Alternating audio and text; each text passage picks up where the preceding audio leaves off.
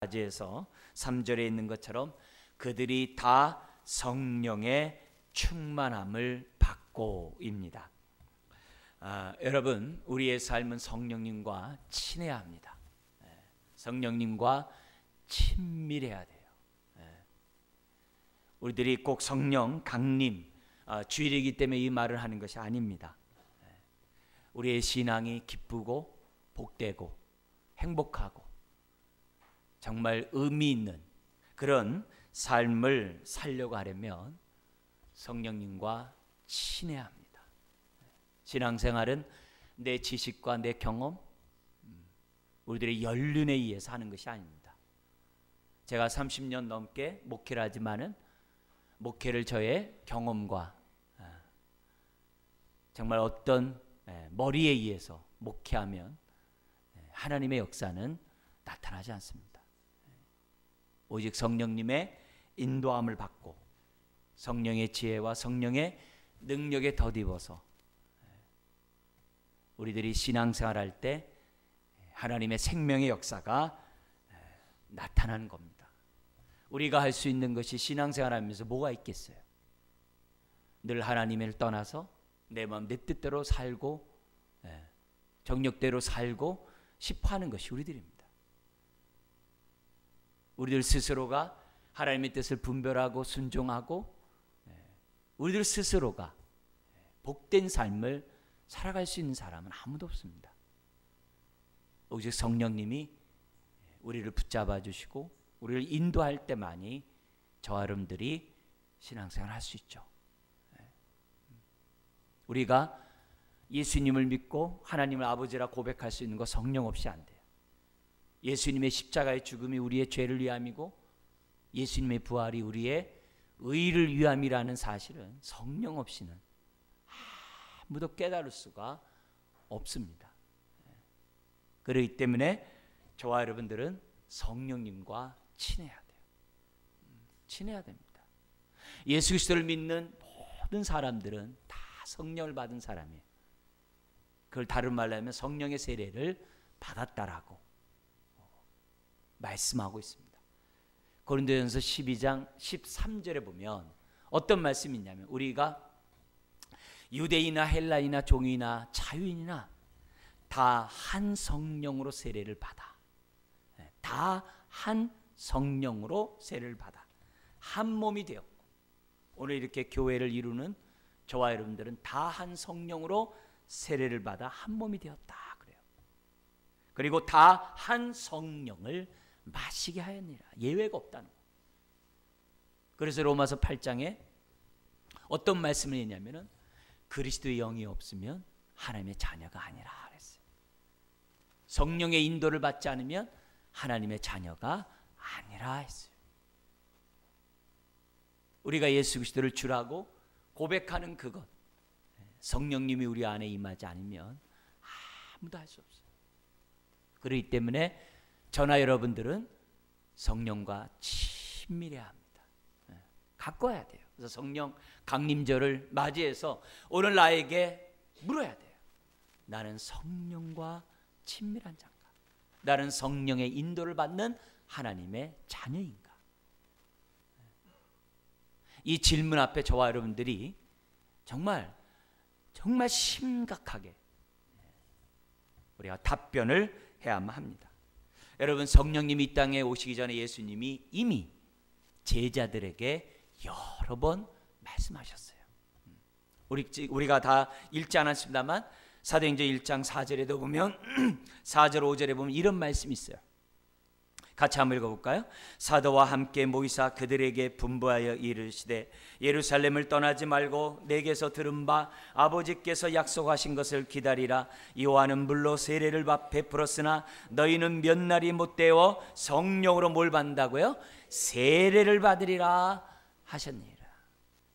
이 말씀 언제 하신 거예요? 주님이 부활하신 다음에 40일 동안 제자들에게 나타나셨어요.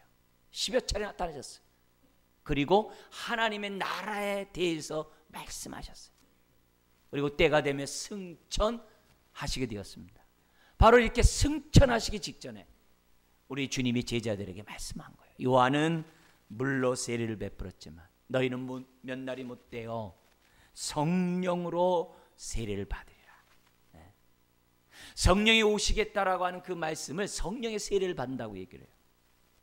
그리고 성령이 오신다는 얘기를 예수님이 십자가를 지시기 마지막 가르침에서 요한복음 14장, 15장, 16장에 나와요. 마지막 제자들의 가르치면서 성령님에 대해서 얼마나 많이 말씀하신지 몰라요. 내가 떠나는 것이 너에게 유익이라. 떠나서 내가 아버지께로 가서 내가 아버지로부터 성령을 보내주도록 내가 아버지께로 가야 된다. 그러면 너희들을 고아와 같이 내버려두지 아니하고 또 다른 보혜사가 너희와 함께 영원토록 함께 할 것이다. 그가 진리로 인도할 것이다. 얼마나 말씀을 많이 하신지 몰라요. 또 다른 보혜사가 오시리라. 근데 그 성령님에 대해서 사도행전 1장 4절 5절에서는 성령으로 세례를 받는다라고 말씀하고 있어요. 여러분, 이 성령으로 세례를 받는다는 얘기는 이미 세례 요한도 말씀했어요. 누가복음에 보면은 예수님을 향하여 보라, 세상 죄를 짊어지고 하는 하나님의 어린 양이로다. 그러면서 나는 그분의 신방끈 풀기도 감당할 수 없다. 나는 물로 세례를 주거니와 그는 성령과 불로 세례를 주시라. 성령과 불로 세례를 주시는 분이라고 세례 요한이 3년 전에, 예수님이 승천하시기 3년 전에 사역 초기에 이미 말씀하셨던 것을 봐요. 근데 그 성령의 세례가 임한 날이 언제냐? 오순절날. 오순절날. 바로 성령이 강림하신 거예요. 강림하셨을 때 어떤 일들이 벌어졌어요? 우리가 읽었던 2장 3절에 보면은 마치 불의 혀처럼 갈라지는 것들. 성령이 임하는데 불이 혀처럼 갈라지는 그 모습으로 임했다 그래요. 그래서 각 사람 머리 위에 그 불이 임했다는 거죠. 이것은 세례 요한이 성령과 불로 세례를 준다는 것을 우리들에게 가르쳐줘요. 그래서 성령 세례 받은 사람들의 특징을 보면 다 뜨거워요. 그 심령이 뜨거워요.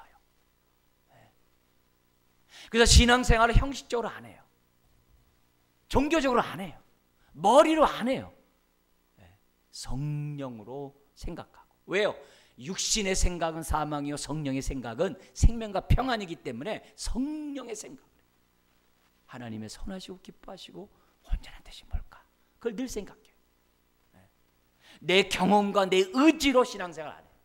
봉사를 할 때도, 기도를 할 때도, 찬양을 할 때도, 뭘 할 때도 내 경험으로 안 해요. 내 머리로 안 해요. 성령으로 해요. 그래서 뜨거워요. 냉랭하지 않아요. 싸늘하지 않아요. 항상 그 마음이 부드러워요. 성령이 임한 사람들은 뜨겁게 돼 있어요. 목사로서 세례를 줄 때 그 기쁨이 이런 것들. 물로 손을 얹고서 사람의 머리 위에 안수를 해요. 세례를 줍니다. 근데 그 머리에서 그 뜨거움을 경험을 해요. 이 목사의 축복이죠. 어떻게 찬물을 손에 담고서 하는데 뜨겁습니까? 어떤 사람은 정말 뜨거운 사람들이 있어요. 세례를 줄 때마다. 얼마나 감사한지 몰라요. 왜요? 성령의 세례가 물 세례와 함께 임하니까. 목사로서 뭐예요? 감사한 거죠. 감사한 거죠. 예수 그리스도를 믿는 사람들은 다 뭐예요? 한 성령을 받은 자들. 성령의 세례를 다 받은 사람들이에요. 물론 형식적으로 예수 믿는 사람들이 있죠. 머리로 그냥 종교적으로 믿는 사람들 있죠. 그런 사람 얘기하는 게 아니에요. 예수님을 진정 나의 주님이라고 고백한 사람들은 성령의 세례를 다 받은 사람이고 그들의 심령은 뜨거웠어. 뜨거움이 그들의 마음을 지배하기 때문에 뭘 하든지 간에 정말 뜨거운 심령으로 하나님을 섬기고 헌신하고 봉사하고 삶을 드리는 그런 모습들이 나타나는 것을 보게 됩니다. 그 약속하신 그 성령의 세례가 오늘 2장 1절 이하에 오순절날 임한 거예요. 원래 오순절이라는 것이 뭐냐면은 6월절 그 다음에 이제 50일이 지난 그 날을 갖다가 오순절이라고, 오순이라는 게 50이라는 표현이거든요. 그러니까 50일, 그러니까 40일 동안 부활하신 주님이 제자들에게 나타나셨다가 승천하신 다음에 오순절날 임했다는 얘기는 며칠 만에 임했다는 거예요? 10일 만에 임했다는 거예요. 승천하시고 10일 만에 성령님이 구약의 오순절의 완성으로 이 땅에 오셨던 거예요. 왜냐하면 6월절날 예수님이 죽으셨잖아요. 오순절 성령을 보내심으로 오순절을 완성하신 것을 우리는 사도행전 2장에서 발견할 수가 있어요. 그런데 이 오순절 성령의 강림의 이것은 예수님이 말씀했다고 해서 오신 것도 아니에요. 이미 예수님이 말씀하시기 전에 하나님이 말씀하셨어요. 하나님이 내가 마지막 때, 우리로 말하면 신약의 때, 새로운 시대가 열리는 하나님 나라가 임하는 그때 내가 남종과 여종 모든 사람에게 성령을 부어주리라. 하나님이 이미 구약에 많은 선지자를 통해서 약속하셨어요. 요엘 선지자를 통해서, 예레미야를 통해서, 이사야를 통해, 에스겔을 통해 많은 선지자들이 하나님으로부터 말씀을 받아서 사람들에게 선포했어요. 성령이 너희에게 임할 것이다. 그래서 제자들이 오늘 2장에 있는 것처럼 성령 충만을 받고 막 성령이 말하게 하심에 따라서 그 당시 사용하는 일상적인 언어, 막 로마 언어, 뭐 이집트 언어, 뭐 메소포타미아 언어, 막 그들의 언어를 막 하니까 사람들이 막 어벙벙해서 막 놀라는 거예요.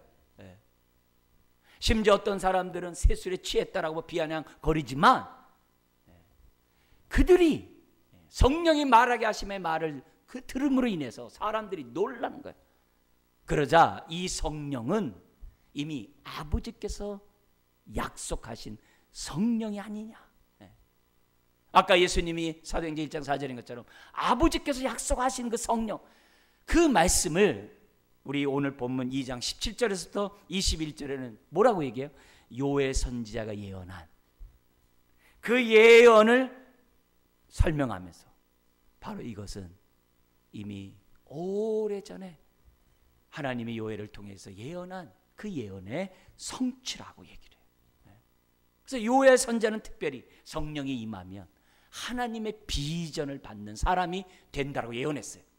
남자와 여자와 나이 먹은 사람과 젊은 사람과 할 것 없이 모든 사람이 하나님 나라에 대한 비전을 꿈꾸게 된다는 거예요. 성령이 임하면 하나님의 비전으로 충만케 돼서 그 비전을 이루는 인생과 교회가 된다는 것이 요엘 선지자의 예언이에요. 반면에 에스겔 선지자는 뭐라고 얘기해요? 성령이 임하면 굳은 마음이 제하고 부드러운 마음이 되어서 하나님의 말씀을 듣고 깨달을 뿐만 아니라 말씀에 순종하는 인생이 된다라고 에스겔은 예언해요. 에레미야는 뭐라고 그래요? 에레미야는 성령이 임하면 말씀을 돌비에 율법처럼 새기는 것이 아니라 사람들 마음 신비에 새겨서 하나님을 인격적으로 아는 그런 일들이 생겨난다고 얘기해요. 이사야 선지자는 뭐라고 예언해요? 성령이 임하면 성령의 기름 부음이 임함으로, 성령이 임하면 모든 자들이 성령의 기름 부음을 받고 하나님의 뭐예요? 능력의 종이 다 된다는 거예요. 그래서 이사야 61장인 그거 아니에요. 종되었던 자들이 자유케 되고 포로됐다는 자, 눌린 자들이 중독에 빠져 있고 여러 가지 죄악에 빠져 있고 세상의 풍수에 빠져 있고 나도 나 자신 할 수 없는 그런 안타까운 인생들이 성령을 받으며 자유케 된다. 그 마음의 어둠이 떠나가고 부정한 것들이 떠나가고 그런 여러 가지 눌린 마음들이 다 떠나가는 일들이 생겨난다. 그걸 누가복음 4장 18절 19절에 예수님이 회당에서 읽으시면서 내가 이것을 실천하러 완성하러 내가 이곳에 왔다라고 얘기를 하잖아요. 그래서 사도행전 1장 8절에 뭐라 그래요? 성령이 임하면 예수님이 뭐라 그래요? 권능을 받고 왜? 기름 부음이 임하니까. 귀신을 쫓아내고 병든 자를 위해 기도하고 놀라운 능력들이 나타나는 그 권능 있는 그런 인생이 될 것이라고 이미 뭐예요? 구약에 하나님이 여러 선지자를 통해서 약속하셨다. 그 약속하신 바를 받도록 우리 예수님 뭐라 그래요? 기다리라 그랬어요. 그러자 1장 사도행전 1장 14절에 우리 한번 같이 한번 읽어볼까요? 여자들과 예수의 어머니 마리아와 예수의 아우들과 더불어 마음을 같이하여 오로지 기도에 힘쓰더라. 15절에 보니까 120명의 문도가 이제 성령을 받는데 성령세를 받는데 오로지 기도에 힘쓰는데 그 며칠 동안 오로지 기도에 힘썼은 거예요? 승천하시고 오순절날 될 때까지 10일 동안 오로지 모여가지고 그들이 기도에 힘썼다는 거예요. 힘썼다는 거예요. 오늘 2장 1절에도 보십시오. 무슨 날이 있어요? 오순절날이 이미 이름에 그들이 다 같이 한 곳에 모였더니 성령의 역사는 이처럼 모일 때 역사하는 거예요. 그래서 우리가 이처럼 예배를 드리는 거예요. 에베소 2장 18절에 뭐라 그래요? 예배가 뭐라 그래요? 한 성령 안에서 한 하나님 아버지께 예배하는 것이 예배라 했다고. 하나님은 한 개개인을 통해서도 성령을 부어주시지만 공동체에게 부어주세요. 왜 그럴까요? 교회는 옛 이스라엘의 완성이거든요. 새 이스라엘의 공동체거든요. 유대인과 이방인이 그리스도 안에서 하나가 된 공동체가 바로 교회거든요. 그래서 교회를 통해 새 언약의 공동체인 교회를 통해 열방이 주께로 돌아오도록 하나님이 뜻하셨기 때문에 성령님은 모인 곳에 역사하는 거예요. 역사하는 거예요. 우리 성도들 가운데 성령의 세례를 받고 뜨겁고 정말 자원하는 기쁨으로 하나님을 섬기는 성도들이 많아요. 얼마나 감사해요. 그러나 그것은 개인적인 경험이죠. 그런 게 아니라 교회 전체가 한 사람도 빠짐없이 성령의 세례를 다 받는다면 우리 교회가 어떤 교회가 되겠어요? 하나님의 뜻을 이루는 하나님의 비전을 이루는 교회가 되겠죠. 그래서 성도들은 얼마나 행복하겠어요. 눌린 자가 없고 고통당하는 자가 없고 그 마음이 천국을 이루면서 살지 않겠어요? 그런 의미에서 우리 주님은 공동체가 모여가지고 성령의 세례를 받도록 하나님 앞에 기도해야 할 것을 우리들에게 말씀하고 있는 거예요. 안타까운 것은 신앙이 개인적으로 머문다는 거예요. 우리 하나님은 예수 그리스도를 통하여 교회를 세우고자 했고 예수님은 그 교회를 바라보면서 죽으셨는데 성령은 성령의 교통함 속에 그리스도의 몸을 한 몸을 이루고자 역사하는데 성령 충만하지 않으니 다시 말하면 성령에 따라 생각하지 않으니 그리스도 몸이 세워지지 않고 교회를 통해 하나님의 영광이 드러나지 않는다. 그래서 우리 주님은 성령을 사모하라고 공동체에 말씀했고 그들은 10일 동안 오로지 기도에 힘쓰니 그 공동체에 성령의 기름 부음이 임했다. 그것이 바로 오순절날 성령 강림절이라고 우리는 말씀하고 있어요.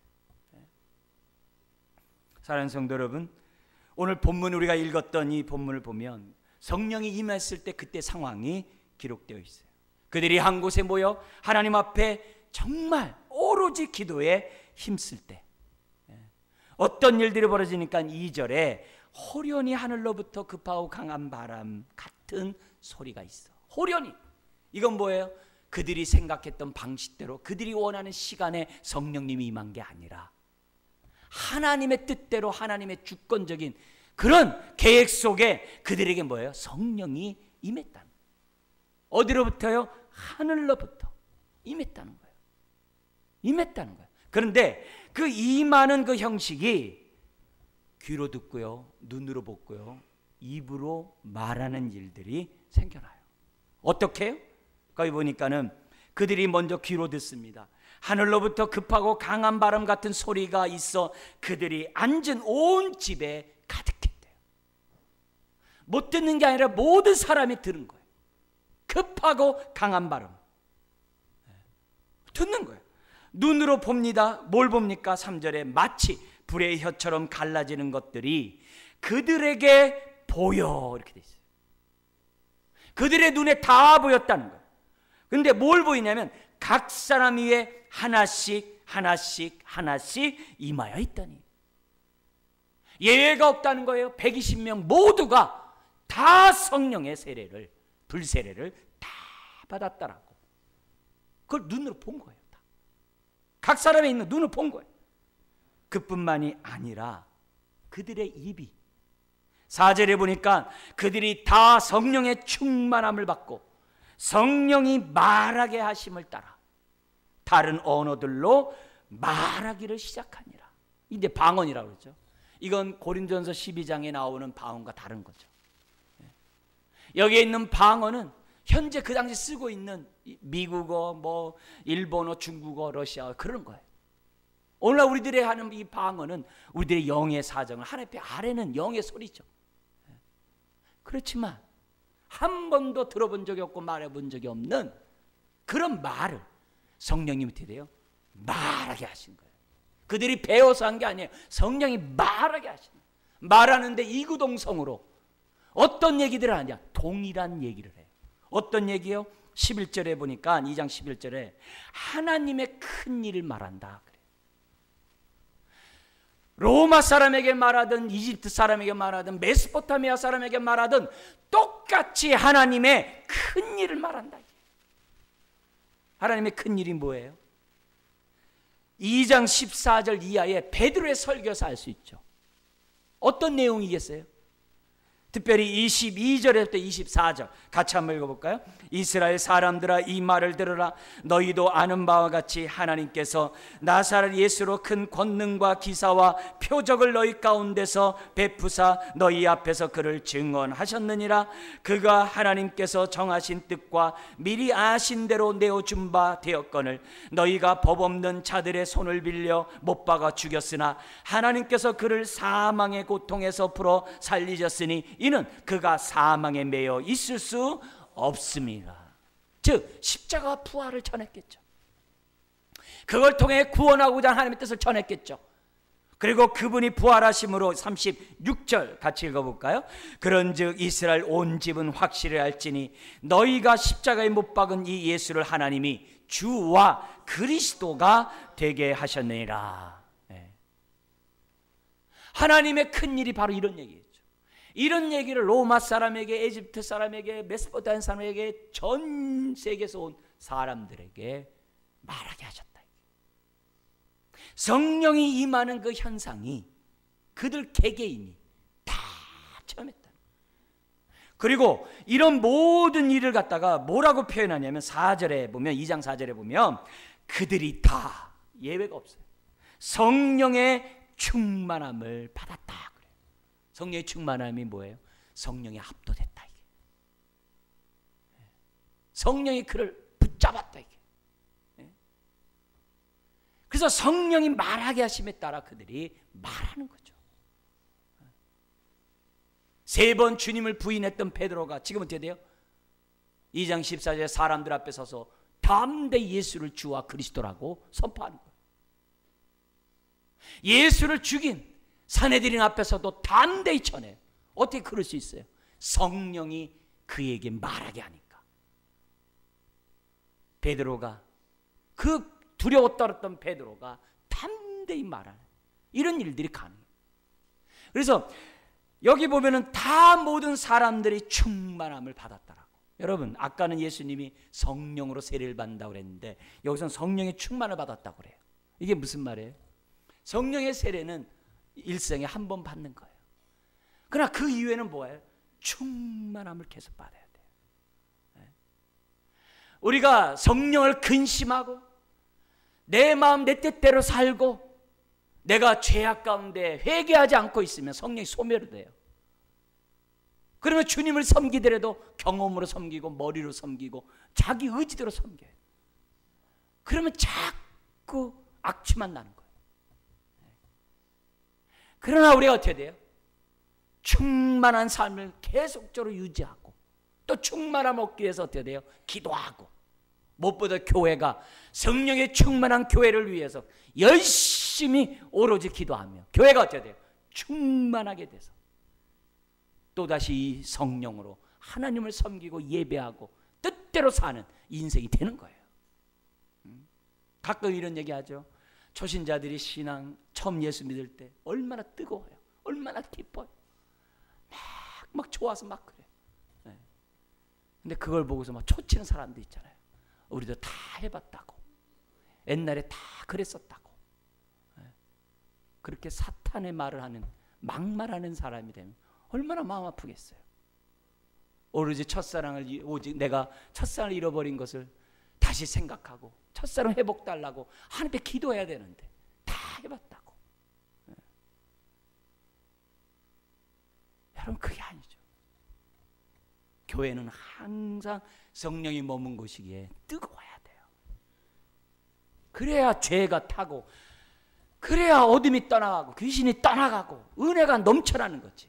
냉랭하고 싸늘하고 무슨 하나님의 역사가 나타날 수 있겠어요? 아니거든요. 네? 성령의 세례를 받은 사람들은 충만하고자 해요. 네? 이걸 위해 우리가 어떻게 돼요? 계속 말씀과 기도에 전무하고 하나님의 사람으로 되고자 하는 거. 그래서 우리가 오순절 우리 이만희 성령 강림절을 기념하기 위해서 우리가 이렇게 예배도 드리고 오후에 또 산상 기도에 가서 우리가 합심해서 기도하는 거 아니겠어요? 하나님 충만한 교회 되게 하여 주옵소서. 세상 악취나는 교회가 아니라 악취나는 인생이 아니라 정말 하나님이 기뻐하는 사람 되게 하여 주옵소서. 말라 비틀어진 뼈다구 같은 애쓰게 골짜기 인생이 아니라 생동감 있는 생기가 있는 교인이 되고 교회가 될 수 있도록 하나님 도와주십시오. 여러분 성령의 충만은 우리 핸드폰 이렇게 충전하는 것 같지 않아요. 핸드폰 충전은 막 이렇게 뭐 1%, 2%, 3% 이렇게 올라가잖아요. 그렇지 않아요. 하나님의 성령의 충만은 번개보다 빨라요. 우리가 마음을 열면 그냥 한 번에 충만케 돼요. 우리가 주의 이름을 정말 사모하며 간절히 부르짖으면 한순간에 충만케 되는 거예요.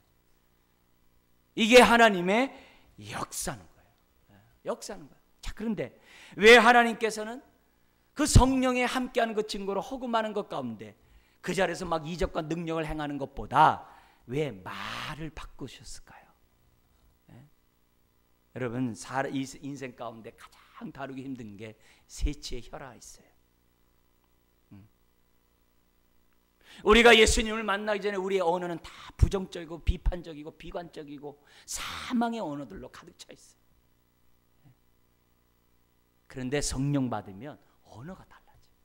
생명의 언어를 하고 소망의 언어를 하고 능력의 언어를 하게 돼 있어요.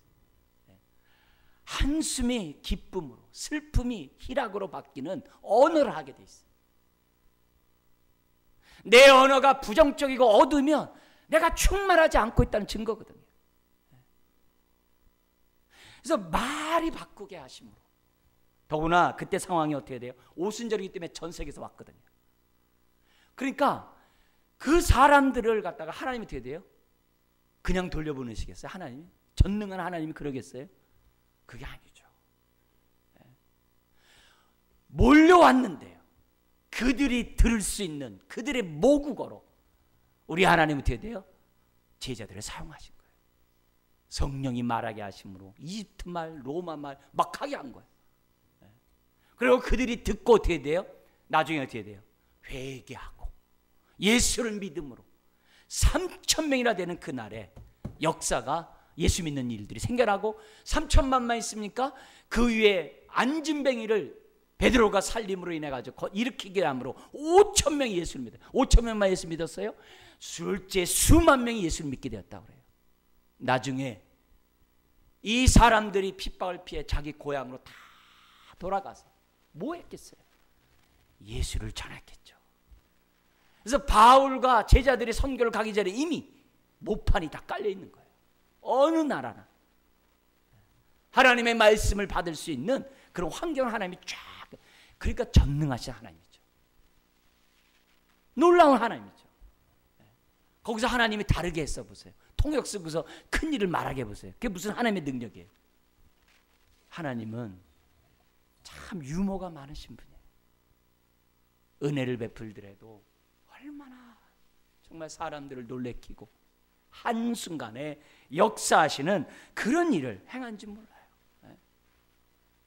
온 사람들이 그냥 돌아가지 않고 하나님의 자기네 모국어로 듣게 해서 오해하지 말고 똑바로 듣고 확실히 예수 그리스도를 믿을 수 있도록 하나님이 역사하신 것, 이것을 우리는 보는 거죠. 오늘날에도 하나님은 방언들을 하게 하세요. 우리의 영의 소리를 하게 하세요. 여러분 그런 걸 할 때마다 감사하셔야 돼요. 왜요? 성령님이 나와 함께 하시는구나. 왜요? 성령 충만해야 방언을 할 수 있는 거거든요. 그래서 그렇게 할 때마다 감사하고 또 감사하고, 그래서 그런 기도들을 하나님 앞에 자꾸 함으로 우리가 어떻게 돼요? 육으로만 기도하는 것이 아니라 영으로 기도할지니 그랬어요. 육으로만 찬양하는 게 아니라 영으로 찬양할지니 그랬다고. 여러분 그냥 우리들이 그냥 습관이 잘 되고 막 경험이 많아가지고 막 하는 것보다 성령으로 하는 것이 영혼을 살리지 않겠어요? 하나님을 높이지 않겠냐. 여러분 성령의 말하게 하심으로 그들이 큰 일을 말하는 걸 볼 때 성령이 오신 이유가 뭐예요? 바로 선교의 영으로 오셨다는 것을 아는 거예요. 그래서 너희가 권능을 받고 땅끝까지 이르러 내 무엇이 된다고요? 증인이 된다. 그래서 성령 받은 사람들의 특질을 보면 자꾸 예수님 얘기하고 싶어요. 누구를 만나도 예수 얘기하고 싶고 뭐 이런 얘기 저런 얘기하다 헤어질 때 보면 또 예수 얘기하고. 왜 그래요? 성령이 그 안에서 말하게 하시거든요. 남들은 예수쟁이 그러지만 자꾸 예수를 얘기하고 싶어요. 왜요? 성령님이 예수를 증거하는 분이거든요. 성령 충만하시기를 주의 이름 축원드립니다. 경험으로 신앙생활하면 안 돼요. 내 지식으로 신앙생활하면 안 돼요. 내 의지로 하면 안 돼요. 저나 여러분들이 성령 강림절을 맞이해서 다시 한번 우리의 마음이 부드러워지기를 원해요. 하나님의 말씀에 그대로 순종하고 그 뜻대로 행동하는 우리가 되기 원해요. 정말 감격 있고 눈물 있고 헌신 있고 땀이 있고 뜨거움이 있는 이런 신앙생활을 해야 복이 있는 거죠. 우리가 언제까지 사단에게 눌려서, 언제까지 옛 생활에 눌려서 우리들이 사냐게. 이미 성령님이 예수 그리스도를 믿는 자에게 성전 삼고 계십니다. 한 성령으로 세례를 받았다라고 우리에게 말씀하고 있는데 우리가 어떻게 옛사람에 다시 속아서 사내게? 아니라게. 성령이 임하면 들을 걸 듣고 볼 것을 보고 말할 것을 말하는 것만이 아니에요. 삶이 확 바뀌어요. 삶이 확 바뀌어요. 그게 2장 42절에 47절에 어떻게 보면 그들의 신앙의 중심이 42절 같이 돼요. 같이 읽어볼까요? 그들이 사도의 가르침을 받아 서로 교제하며 떡을 떼며 오로지 기도하기를 힘쓰니라. 성령이 임하면 하나님의 뜻대로 자기가 생각하고 행동하려고 해요. 그 가운데 하나가 어떻게 돼요? 자꾸 말씀을 알고 싶어요. 자꾸 말씀을 듣고 싶어요. 자꾸 말씀을 묵상하고 싶어요. 자꾸 말씀 앞에 가까이 나오는 일들이 생겨나요. 그러나 성령 충만하지 않으면 말씀과 멀어져요. 삶도 말씀과 멀어져요. 그냥 자기 생각대로 살아요. 예수님을 믿죠. 그렇지만 성령이 소멸돼가지고 아무런 향기가 안 나는 거예요. 심지만 있어서 타니까 끓음이 나는 거죠. 인생이 끓음이 나는 거죠. 기름이 있어야 그 심지가 불을 밝힐 거 아니겠어요? 이런 모습에서 지금 어떤 일이냐? 자꾸 말씀 앞에 가까이 가물고 충만한 인생이 돼요. 그뿐만이 아니죠. 거기면 성령으로 교제하며 떡을, 성령의 교통함이 이루어지기 때문에 자꾸 믿는 사람과 교제하고 떡을 떼는 이런 일들이 벌어져요. 그뿐만이 아닙니다. 오로지 기도에 힘써요. 이 오로지란 말은 방향성을 말하는 거예요. 기도해야 되는구나. 성령님은 자꾸 기도하게 함으로 우리가 어떻게 돼요? 하나님의 생각으로 일치하기를 원해요. 성령님은 자꾸 기도함으로 우리가 하나님의 선한 뜻을 알기를 원해요. 성령님은 자꾸 기도함으로 우리가 어떻게 돼요? 하나님의 뜻에 내 인생을 드리기를 원해요. 그러니까 성령 충만한 사람들은 말씀 듣기를 사모하고 기도하기를 정말 열심히 하고 믿는 사람들께 어떻게 돼요? 성도의 교통함을 그런 걸 이루어요. 그걸 갖다 좀 더 자세히 설명한 게 44에서 47절에 나오고 있는 거예요. 성령의 임함은 기름 부음이 있기 때문에 어떤 일들이 벌어져요? 43절에 일이 일어나요.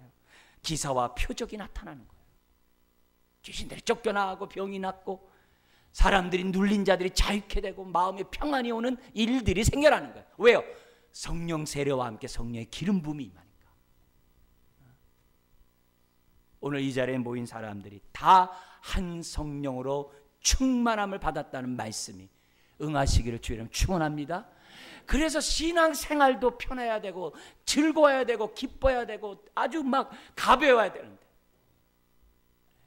충만하지 않으니까 이게 어려운 거죠. 44절 45절에 어떤 일이 벌어져요? 믿는 사람들이 막 서로 막 물건을 나누고 통용해요. 왜요? 희년의 성취.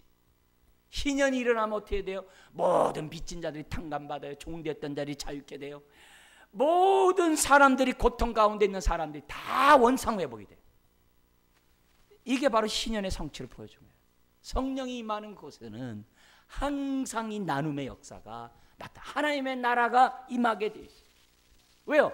서로들의 형편을 알고 있기 때문에 또 서로 한 가족이기 때문에 그 사람에 대해서 어떻게 돼요? 필요를 채우고자 하는 마음들이 있다 이 말이에요.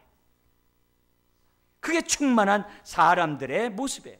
그뿐만이 아니죠. 46절에 날마다 마음을 같이 하는 성전에 모이고 성전에 모인 것도 끝난 게 아니라 집에 가서 또 말씀의 은혜를 나누는 그런 일들을 계속 반복해. 날마다. 그래서 예수 그리스도를 믿으면 충만하면 교회 오는 걸 그렇게 좋아해요. 교회 와서 그냥 있는 게 그렇게 좋아요. 그냥 교회에서 특별히 한 것도 없는데 그냥 한번 휙 왔다 하더라도 그냥 교회 오는 걸 좋아해요. 교회에 다니는 사람 만나면 그냥 반가워요. 막 그냥 즐거워요. 그게 충만한 사람들의 모습이죠. 틈만 있으면 만나서 같이 어떻게 돼요? 말씀을 나누고 나눌 게 너무 많은 거예요. 배울 게 또 너무 많은 거예요. 그럴 때마다 은혜가 막 넘쳐나는 거예요. 그리고 나서 47절 하나님을 찬미하고 또 사람들에게 막 나눠주니까 얼마나 칭송하겠어요. 그리고 이 공동체에 하나님이 어떤 일을 하시겠어요? 47절 끝에 보면 이렇게 되어 있어요. 주께서 구원받는 사람을 날마다 더하게 하시니라. 이게 성령 충만한 교회요. 성령 충만한 인생의 모습이라는 것을 우리들에게 가르쳐주고 있어요. 그렇다면 성령의 강림절을 맞이해서 우리가 뭐 해야 되겠어요? 이런 일이 나타나도록 기도해야 되지 않겠어요? 냉랭함으로 신앙생활하는 게 아니라 머리로 신앙생활하는 게 아니라 영으로 신앙생활하는 우리가 돼야 되지 않겠어요? 그걸 뭐 하겠어요? 오로지 기도에 힘썼던 제자들처럼 저와 여러분들이 돼요. 오로지 기도에 힘쓰는 거죠. 부르짖는 거죠. 그래서 에스겔 골짜기에 마른 뼈다귀에 생기가 들어가듯이 우리의 심령에 생기가 충만하게 들어오고 여러분의 가정에도 생기가 들어가서 어둠이 떠나가고 우리 교회에 생기가 충만해서 창세기 1장 2절에 그러잖아요. 공허 혼돈 가운데 있는데 성령이 수면 위를 운행하자 세상이 창조되었다고. 사람을 흙으로 빚었지만 그 교회에 뭐가 들어가야 됐다? 생기가 들어가야 생명, 살아있는 영이 되잖아요. 살았다 하나 육체대로 살고 믿는다고 하면서 막 육체대로 살고 우리가 그렇게 살면 어떻게 성령의 사람이요 하나님의 자녀라 하겠어요? 저나 여러분들이 성령에 압도되어 성령의 인도함을 받는 충만한 성도가 되어야 되지 않겠어요? 우리 교회에 생기가 들어와야 되지 않겠어요? 그래서 볼 때마다 막 기쁘고 예배할 때마다 막 즐겁고, 그래서 우리 이 동네가 어떻게 돼요? 다 놀라가지고 도대체 저게 무슨 일이 있는가? 그런 교회가 돼야 되지 않겠냐 이게. 여러분, 하나님은 우리에게 성령을 부어주셨어요. 예수 그리스도를 믿는 사람은 다 그 안에 있어요. 문제는 충만하냐 충만하지 않냐 이게. 아직 성령의 세례를 받지 못한 분, 예수를 주인으로 영접하시기 바랍니다. 예수를 영접한 사람들은 성령을 소멸하지 말고 근심시키지 말고 충만하기를 주의 이름으로 축원합니다. 그래서 여러분의 인생이 복되고 여러분의 인생이 건강하고 교회에 주신 하나님의 비전을 동일하게 꿈꾸고 건강한 개인, 건강한 교회를 재생산하는 교회로서 하나님 나라를 이뤄가는 그 일에 헌신하기를 주의 이름으로 축원합니다. 기도